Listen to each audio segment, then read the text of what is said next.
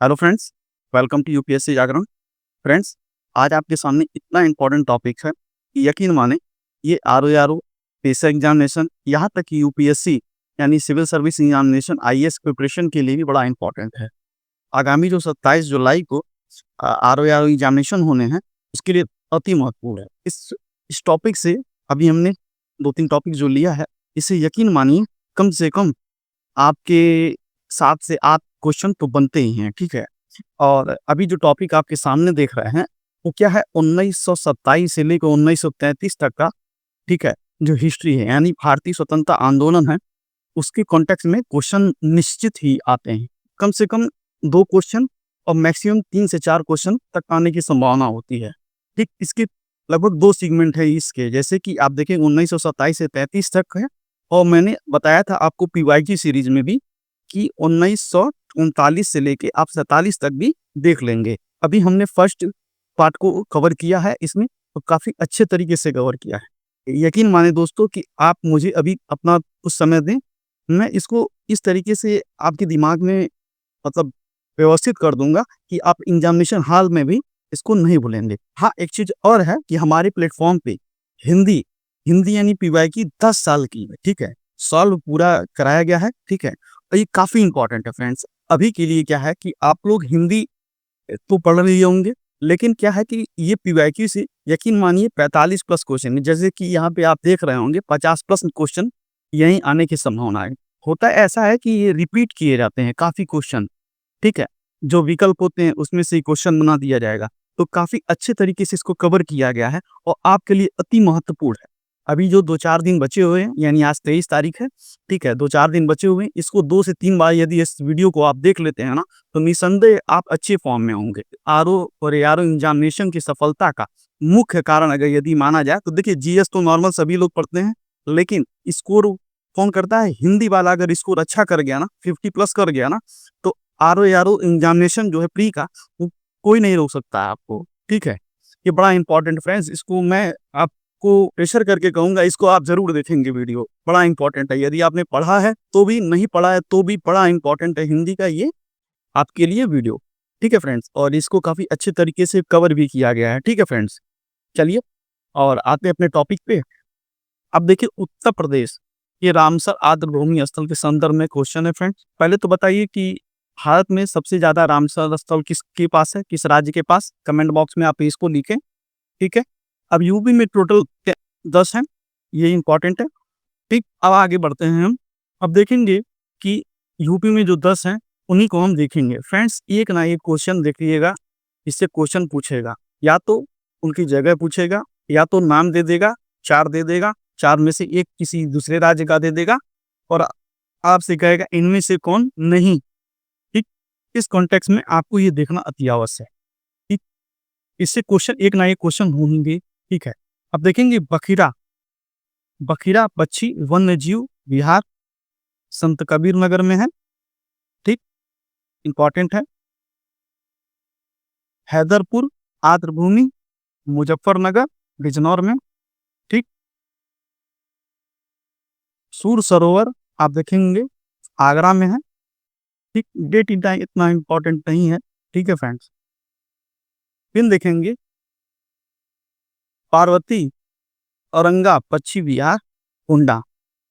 अच्छा फ्रेंड्स, इसके कॉन्टेक्स्ट में कुछ न्यूज़ भी है, करंट अफेयर है, उनको भी देख लेते हैं। जैसा कि आपके सामने ये देख रहा होगा, विश्व आर्द्र दिवस मनाया गया था, ठीक है फ्रेंड्स? विश्व आर्द्र दिवस मनाया गया है, ये 2 फरवरी को आप देखेंगे इसको मनाया जाता है, ठीक? अब इसका जो विषय था, थीम था, हमारे साझा भविष्य के लिए आर्द्र भूमियों का संरक्षण, ठीक?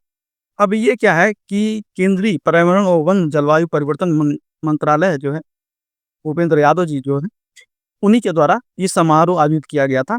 क्या कहा गया था? तो पार्वती औरंगा पक्षी अभ्यारण्य में किया गया था। अब यह गोंडा उत्तर प्रदेश में अवस्थित है, ठीक? ये आपका, इसलिए मैंने इसको थोड़ा-सा हाइलाइट किया था कि यहाँ पे मनाया गया था। तो आपने देखा कि 2 फरवरी को आर्द्र दिवस मनाया जाता है, बड़ा इम्पोर्टेंट। देखिए 5वां क्या है? समान पक्षी विहार मैनपुरी में है और समसपुर पक्षी विहार रायबरेली में, ठीक? इस तरीके से मिलान करने के लिए भी आ जाएगा। कुछ अब दे देगा आर्द्रभूमि सांडी पश्चिम बिहार हरदोई में है, ठीक। नवाबगंज पश्चिम बिहार आप देखेंगे उन्नाव में, ठीक। सरसई नवार झील जो है आप पिटावा में देखेंगे, ठीक। ऊपरी गंगा नदी जो देखेंगे यानी ब्रिज घाट से लेके नरोड़ा तक, वो शहर में अलीगढ़ में अवस्थित है, ठीक। कुछ और भी है इसमें, देख लिया आपने 10 को 10, ठीक। अब इसको क्या है 1 से 2 बार देखेंगे ना तो बड़ा इंपॉर्टेंट है आपके लिए, ठीक है। आगे बढ़ते हैं। अब देखिए फ्रेंड्स, विटामिन को हमने कवर कर लिया था, ठीक। अभी एक पॉइंट बच गया था आपका पादप हार्मोन्स, ठीक। इससे भी क्वेश्चन होने की संभावना अति होती है, ठीक है, ठीक। अब देखेंगे, पहला देखा जाए तो ऑक्सिन के बारे में इसकी कुछ जानकारियां देख लें। ऑक्सिन क्या है? तो ये कोशिका विभाजन और उसके विस्तार को बढ़ावा देता है, ठीक। और पत्तियों, फूलों और फलों के विकास को नियंत्रित करता है, खरपतवार को भी नष्ट करता है, ठीक। और फसल क्या है गिरने से रोकता है, जड़ों के विकास के लिए बड़ा इंपॉर्टेंट है। जिबरेलिन सेकंड है हार्मोन्स, पौधे की लंबाई में वृद्धि करना, बीजों के अनुकरण को बढ़ावा देना, फूलों के आने और फल लगाने की प्रक्रिया को प्रभावित करता है, ठीक। थर्ड क्या है? साइटोकिनिन, कोशिका विभाजन को बढ़ावा देना, पत्तियों और फूलों और फलों के विकास को बढ़ावा देना, और पत्तियों का पीलापन, ये पूछता है पत्तियों का पीलापन कौन रोकता है? कौन? साइटोकिनिन, एब्सिसिक एसिड जो है। अब बीजों के अंकुरण को रोकना, पत्तियों और फलों के गिरने को बढ़ावा देना, और पौधों को तनाव की स्थिति में जीवित रहने में मदद करना। ये पूछता है कि पौधों को तनाव की स्थिति में जीवित रखने में कौन मदद करता है? तो एब्सिसिक एसिड के द्वारा ये किया है। लास्ट है आपका एथिलीन। एथिलीन बड़ा इंपॉर्टेंट है, ठीक। हार्मोन्स आप देखेंगे, फल जो होते हैं तो वो प्राकृतिक रूप में यानी फलों को पकने में मदद करता है, और पत्तियों फलों को गिरने को बढ़ावा देता है, ठीक। ये प्राकृतिक रूप में पूछा जाता है कि फल के प्राकृतिक रूप में पकने का क्या कारण है? तो एथिलीन के कारण ये होता है। फ्रेंड्स, हमने 3 टॉपिक को देखा, एक पादप हार्मोन्स को देखा, और आपने देखा रामसर जो आर्द्रभूमियां हैं 10, उनको देख लिया था। आप कमेंट बॉक्स में जरूर लिखेंगे सबसे अधिक आर्द्रभूमि किस राज्य के पास है, ठीक। अब देखिए, ये देखा कि 1927 से लेकर 1933। नेक्स्ट वीडियो में अति महत्वपूर्ण कुछ टॉपिक्स लेकर आएंगे हम, और 1939 से 1947 के मध्य जितने घटनाक्रम हैं उनको सीरियल से लगाएंगे और देखने का प्रयास करेंगे। जिस प्रकार इस वीडियो में मैंने समझाने की कोशिश की है आपको कैसे कैसे क्या चीजें हैं, उसमें भी मैं कोशिश करूंगा कि इसी तरीके से परफॉर्मेंस हमारी रहे, ठीक है फ्रेंड्स। और प्लीज, ये काफी मेहनत की जाती है फ्रेंड्स इस पीपीटी को बनाने के लिए, और प्लीज एक लाइक तो बनता है इसके लिए, ठीक है फ्रेंड्स। और मिलते हैं नए वीडियो के साथ, और तब तक के लिए धन्यवाद। और प्लीज चैनल को तो सब्सक्राइब कर ही दें।